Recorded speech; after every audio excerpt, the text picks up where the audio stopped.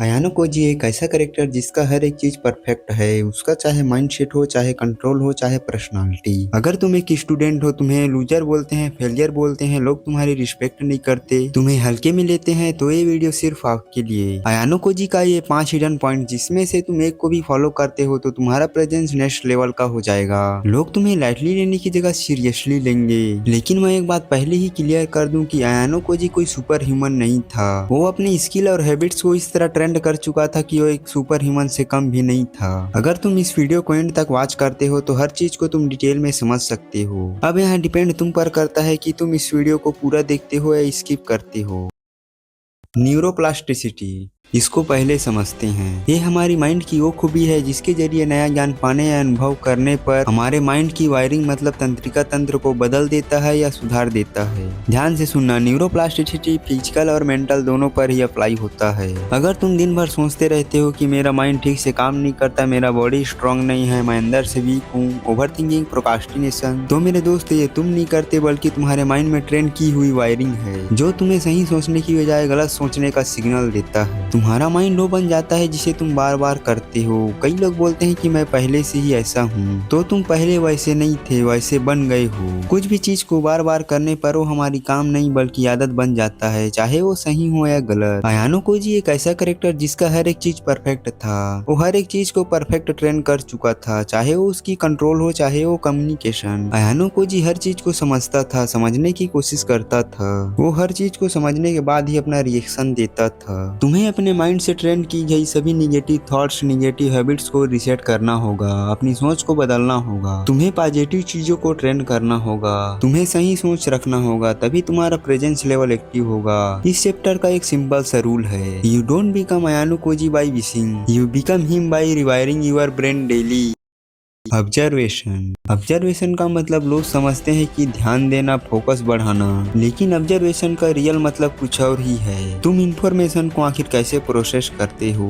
अयानो Cozi चीजों को जैसा है वैसा ही ऑब्जर्व करता है, ना ही उसके ऊपर एफर्ट्स लगाता, ना ही इमोशन। वो अपनी आंखें और दिमाग को इतना ज्यादा ट्रेन कर चुका था कि वो किसी भी चीज को बिना किसी डिस्ट्रैक्शन के देख सकता था। जब तुम किसी भी चीज को देखते हो या समझते हो तब तुम एक ही चीज पर फोकस कर पाते हो। तुम उसके आसपास की चीजों को ऑब्जर्व ही नहीं कर पाते। तुम अपने ऑब्जर्वेशन पावर को कैसे बढ़ा सकते हो, ध्यान से सुनना। तुम्हें नॉर्मल लग सकता है बट यही रियलिटी है। मान लो तुम कहीं पर जाते हो, वहाँ की इन्वायरमेंट में कुछ लोग शांत रहते हैं, कुछ लोग बोल रहे होते हैं, कुछ लोग एंजॉय कर रहे होते हैं। तब तुम उस जगह को ऑब्जर्व करते हो कि कौन क्या कर रहा है, किस ग्रुप के लोग कैसे बात कर रहे हैं, कौन इंटेलिजेंट है, कौन मैच्योर है, किन लोगों के साथ मुझे बैठना चाहिए, किन लोगों के साथ मुझे दोस्ती करनी चाहिए। तब तुम अपने डिसीजन पर एक्शन लेते हो कि तुम किन लोगों के साथ फ्रेंडशिप करोगे। तुमने अभी इस चीज को नोटिस किया होगा कि तुम्हारा माइंड हर जगह पैटर्न पहचानने की कोशिश करता है। अयानो कोजी अपने माइंड और आंखें को रिलैक्स करके ही चीजों को ऑब्जर्व करता था ताकि हर चीज आसानी से समझ आ जाए।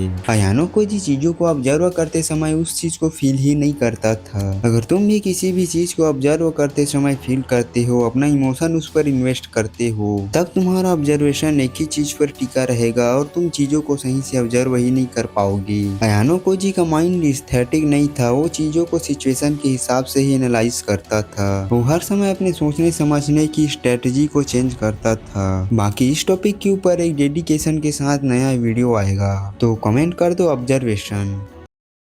फिजिकल प्रेजेंस, अयानो कोजी कभी भी लोगों से अटेंशन नहीं लेता, ना ही लोग उसे लाइटली लेते हैं। अयानो कोजी अपने हेयर कट को, अपनी स्किन को एकदम सिंपल क्लीन रखता था। तुम भी अपने हेयर कट को हर 2 वीक्स में शेविंग कराओ, चेहरे को एकदम साफ और क्लीन रखो। जब तुम्हारा हेयर कट और स्किन एकदम से साफ दिखाई देता है तब तुम एकदम कॉन्फिडेंट दिखते हो। ये मैं नहीं बोल रहा बल्कि ये ह्यूमन साइकोलॉजी में लिखी गई बातें हैं। अयानो कोजी एक सिंपल सा बॉय था, ना ज्यादा पतला, ना ज्यादा मोटा, ना ज्यादा स्मार्ट। तुम्हें भी एक नॉर्मल इंसान ही बनना है।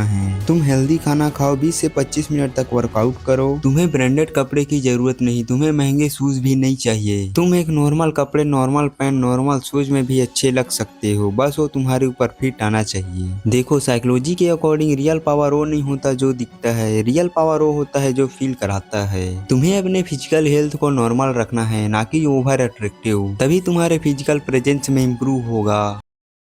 Attractive mind. अयानो कोजी कभी भी किसी को कंफ्यूज नहीं करता था, ना ही वो ज्यादा शो ऑफ करता था। खुद को वो लोगों के सामने कंट्रोल करके रखता था। अयानो कोजी की बॉडी लैंग्वेज उसकी ऑरा से मैच करता था। उसकी बॉडी लैंग्वेज उतना भी लाउड नहीं था जितना उसे होना चाहिए। तुम्हें भी खुद को कंट्रोल करना होगा। तुम अपने बॉडी को स्टेबल रखो, हाथों के मूवमेंट को नॉर्मल रखो, वॉकिंग स्पीड को मीडियम रखो और आई कांटेक्ट कामली रखो। देखो अयानो कोजी कभी भी तुरंत ही रिएक्ट नहीं करता, क्योंकि इमोशन स्पीड से आता है और अपनी इमोशन को हर कोई कंट्रोल नहीं कर पाता। लेकिन तुम जब थोड़ा सा रुक के कैलकुलेट करके कुछ भी बोलते हो तब तुम्हारा वर्ड्स तुम्हारे कंट्रोल में होता है। अयानो कोजी बाहर से एवरेज दिखता था पर अंदर से वो बहुत ही पावरफुल था। उसने अपने कम्युनिकेशन स्किल को इस तरह ट्रेंड किया हुआ था कि उसकी बातों को सुनकर हर कोई चौंक जाता था। वो कम बोलता था लेकिन स्पष्ट बोलता था। तुम्हें अपने कम्युनिकेशन स्किल पर ही कंट्रोल करना होगा, तभी तुम एक अट्रैक्टिव इंसान बन सकते हो। तुम्हें बाहर से एक एवरेज स्टूडेंट की तरह दिखना है, नॉर्मल सीधा साधा, no show off no attention. तुम्हें अंदर ही अंदर खुद को ट्रेंड करना है, माइंड को शार्प रखना है।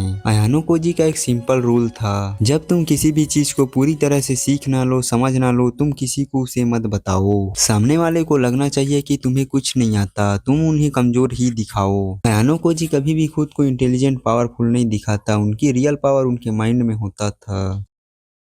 अगर तुम्हें अपने रियल में अयानो कोजी वर्जन को अनलॉक करना है तो तुम्हें अपने वर्ड्स को कंट्रोल करना होगा। अयानो कोजी की स्पीकिंग पावर इतनी पावरफुल थी कि जब भी वो कुछ बोलता था लोग उसे ध्यान से सुनते थे। देखो एक एवरेज पर्सन पूरे दिन में क्या करता है, दूसरों की बुराई करता है, पीठ पीछे उल्टा सीधा बोलता है, खुद को स्मार्ट फील कराता है, लोगों के सामने अपनी तारीफ करता है, अपनी बातों में फंसा कर रखता है। तुम किस टाइप के बंदे हो ये तो मैं नहीं जानता, बट तुम लोग इधर ध्यान से सुनना। तुम्हें अपने कन्वर्सेशन के बीच में जितना जरूरी है उतना ही बोलना है। देखो स्टार्टिंग में जब तुम शांत रहोगे तुम्हें बहुत बोरिंग सा फील होगा, क्योंकि तुम्हारी आदत बन चुकी है हर जगह बक बक करने का। लेकिन एक बात याद रखना मेरे दोस्त, अगर तुम अपने वर्ड्स को कंट्रोल कर लेते हो तो तुम्हें खुद एक दिन रियलाइज होगा कि मैं कितना गलत था। एक टाइम पर मैं भी लोगों के सामने बहुत ही बक बक करता था, लेकिन अभी के टाइम पर मैं शांत रहता हूँ। लोग मुझे जज करते हैं कि इसको क्या हो गया है। देखो ह्यूमन साइकोलॉजी के अकॉर्डिंग जब तुम लोगों को ये प्रूव करते हो कि मैं स्मार्ट हूँ तो ये तुम्हारी सबसे बड़ी बेवकूफी है। जब तुम खुद को दूसरे के सामने सुपीरियर दिखाते हो तब तुम उनके वैलिडेशन के भिखारी बन जाते हो। तुम खुद ब खुद अपने बारे में सब कुछ बता देते हो, तब सामने वाला समझ जाता है कि इसे मैनिपुलेट कैसे करना है। देखो इंटेलिजेंट बनने और दिखने में बहुत फर्क होता है। अयानो कोजी इंटेलिजेंट था लेकिन वो शो ऑफ नहीं करता था। अयानो कोजी एक एवरेज स्टूडेंट दिखता था, अगर वो चाहता तो अपनी क्लास का टॉपर भी बन सकता था। अगर तुम इस वीडियो को यहाँ तक देख चुके हो तो दिल से थैंक यू। मैं मिलता हूँ आप लोगों को एक नेक्स्ट वीडियो में।